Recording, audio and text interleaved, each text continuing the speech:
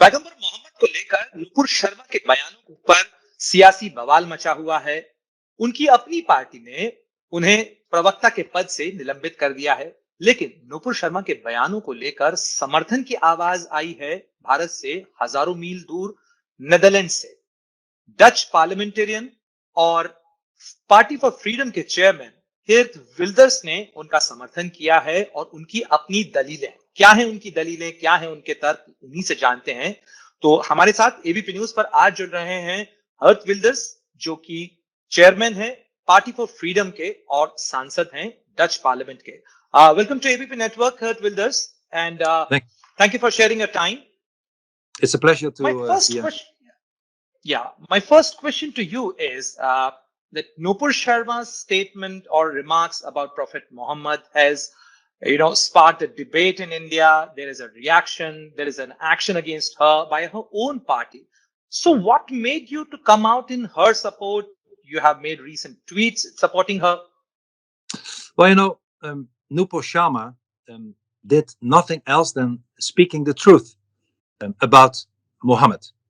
People might like it, people might dislike it, but she only spoke the truth. And I think it's very unfair that if somebody speaks the truth, that they get death threats, that the party is giving them a hard time, that Islamic nations are demanding that India government will apologize, even apologize for what she said.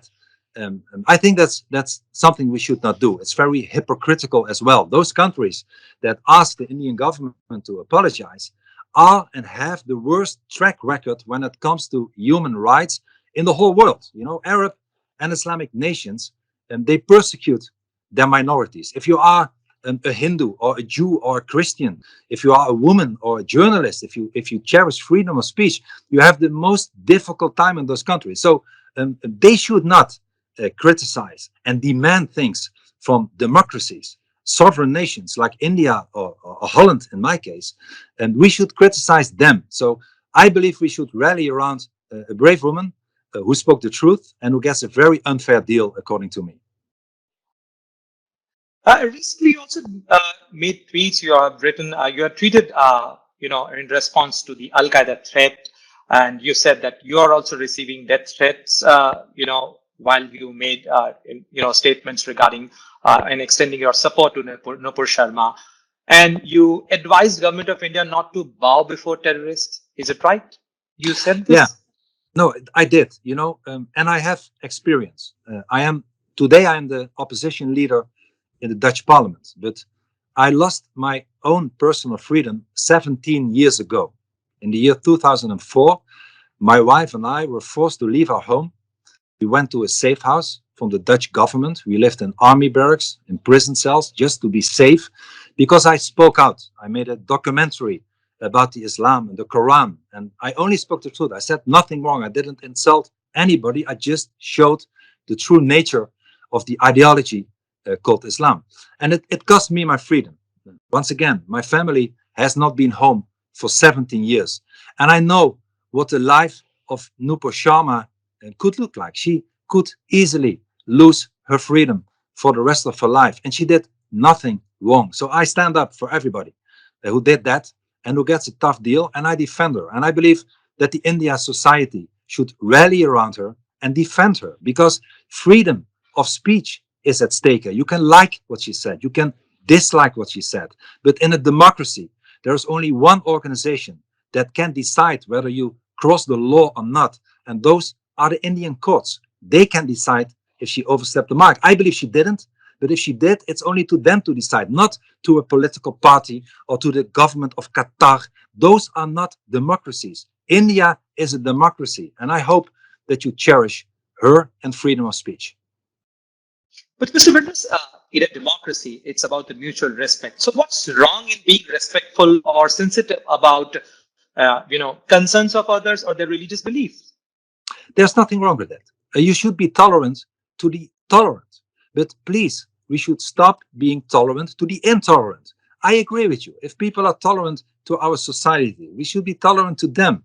But it's obvious that many people in your country, in my country, and in the Arab world are not tolerant, but intolerant. They ask that she should be killed. they asked the Indian government to apologize for once again speaking the truth. You might like it, you might dislike it. Everybody is free to make up their own mind, but it's not a reason to kill somebody or to remove somebody from a party or to apologize as an Indian government, which was demanded by so many Arab and Islamic nations. That's not how a democracy works. So yes, I agree with you. I'm very much an advocate of tolerance, but please let us stop being tolerant to the intolerant. You have advised the government of India not to apologize, and there has been strong reaction from the Arab world, the countries, especially the Organization of Islamic Countries (OIC). Do you think, or your expression suggests me, so correct me if I'm wrong, that this grouping, the Islamic countries are working as a strong groupings, and this is actually affecting the constitutional freedom enjoyed by citizens in their respective countries. Is it so? Yes, that's true. They also did it years ago with, in my case, this Organization of Islamic Conference, the OIC. They have also a resolution about human rights. It's called the Cairo Declaration of Human Rights. And in Article 25 and 26, it states that human rights are bound by Sharia law. And Sharia law has nothing to do with freedom. Sharia law is unfreedom. Sharia law says once again, people who want to leave Islam, renegades, apostates, or Jews or Christians or Hindus or anybody else should be treated with. So yes, I think it's an effort made by the OIC to really crack down on everybody who is criticizing or speaking the truth about Islam. And once again, we should not give in. If we give in, if we appease them, there will be no end. And in a democracy, our freedom is at stake. We have different values. Our government, our nations are not built on the values of Sharia law. And let us be happy about it. Let us be happy about it. Let us cherish it and not give in to people, once again, who have themselves in their own nations, how they treat their own people, the worst track record of the world. They treat their minorities worse than India or the Netherlands or any other country. So we should teach them a lesson, not the other way around. Mr. Wilders, when you articulate these views, you are considered as anti-Muslim. You are considered as a far-right leader in your own country also. How do you respond to this criticism? Well, they are both not true. First, we are the biggest opposition party. We have in Holland 20 political parties. We are the third biggest party. There are not so many extreme right people in my nation. So we are not. We are a normal party. And I'm not anti-Muslim. I never was and I never will be. I make a distinction between the people and the ideology. I have a problem with Islam. I believe there is no a moderate Islam. I believe that Islam and democracy and freedom are incompatible. But I believe there are moderate Muslims. And moderate Muslims who respect us should and deserve our respect. We have to live with them. They are equal to us as anybody else. So I have nothing against Muslims. I have a problem with radical Muslims, and I have a problem with the Islamic ideology. For once again, India is a democracy, Holland is a democracy. There is not one nation in the world where Islam is dominant, that has a rule of law, that has freedom, that has a parliament that is functioning and can send a leader home with a majority. It's all non-existent in the Arab world. So yes, I fight for freedom. The name of my party is Party for Freedom. And Islam and freedom, unfortunately, are incompatible. When you say that Islam and freedom are incompatible to each other or antagonistic to each other, why do you say so? Well, because it's true, Islam is the only religion, as you call it, that is people are not allowed to leave. If you leave Islam, if you become a renegade and apostate, the penalty is death. And even in Holland, people are killed or have been killed for the attempt or have to go to safe houses because their family and their religion would not accept that they leave Islam. It's like communism. You can leave. If you are a Hindu and you want to become a Christian, or if you are a Christian and you want to become a Jew, you are free to do so. It's impossible if you are a Muslim. And then again, it's totalitarian because Islam wants to rule a whole society. That's the aim of Sharia law. And I believe that in our nations, we should cherish that we have values that are based on something else than Sharia law that are based on equality, that are based on tolerance, that are based on freedom. Our freedom is at stake. And Nupur Sharma had the right. She only spoke the truth. And if we apologize for her, we give in to our right for freedom, to our own values, and we give in to countries that have a total lack of freedom. So, how are you planning to garner support for Nupur Sharma if you are planning to do so?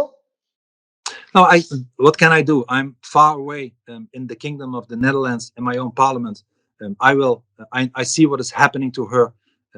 Almost the same happened to me, as I told you, 17 years ago, and I have not had one day of freedom for 17 years. So my heart goes out to her, and I want to support her. For her. So it's more like expressing solidarity. Yeah, expressing solidarity, and maybe putting down parliamentary questions to the Dutch foreign minister as an opposition leader to fight for her and to fight for India. And I hope that the Indian people, who I really admire, I'm a big fan of India, that they choose for freedom, that they choose for her.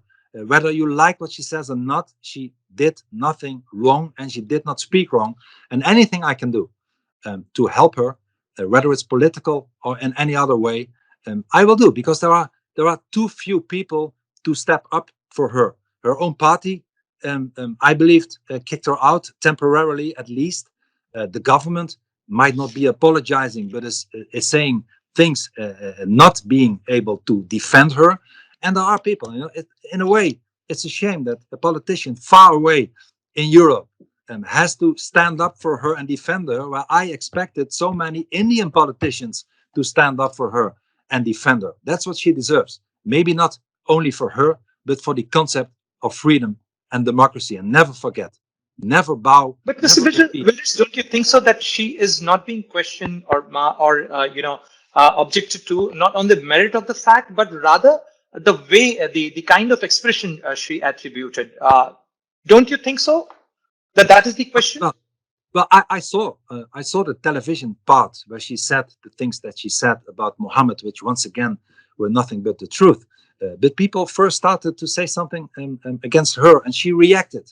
And once again, it's a matter of taste, whether you liked it or not. But please, I hope you agree with me that even if you don't like the way she said it, she does not deserve the death penalty for that. She does not deserve, India does not deserve to apologize for that. She spoke the truth. Maybe some people don't like the way she said it, but that does not make her a criminal that should hide for the rest of her life, being afraid of being killed, and that many politicians don't defend her. I defend her. Whether she spoke in the right way or not, I think she spoke the truth. I think she's a brave woman, and she gets a very tough deal. And once again, India has a rule of law. India is a democracy like the Netherlands is. We should stand up for freedom and this lady. So she doesn't deserve to be marked for death, as you're right. Your book has also, titled. Yes, the title of my book, for my own experience, is Marked for Death. This is how it works. If we disagree, imagine you're from India, I'm from Holland, we disagree, we go into a debate, we write an article in the newspaper, maybe we go on a television show and have some debate as well. We start a political party. We use the aims and of democracy. That's not how it works if you attack or if you speak the truth or if you only criticize Islam or the Quran or the life of Muhammad or the Hadith, or if you ever do that, then there is no discussion. You get death threats. You get fatwas. You have to hide for the rest of your life. People try to kill you. Your government have to apologize.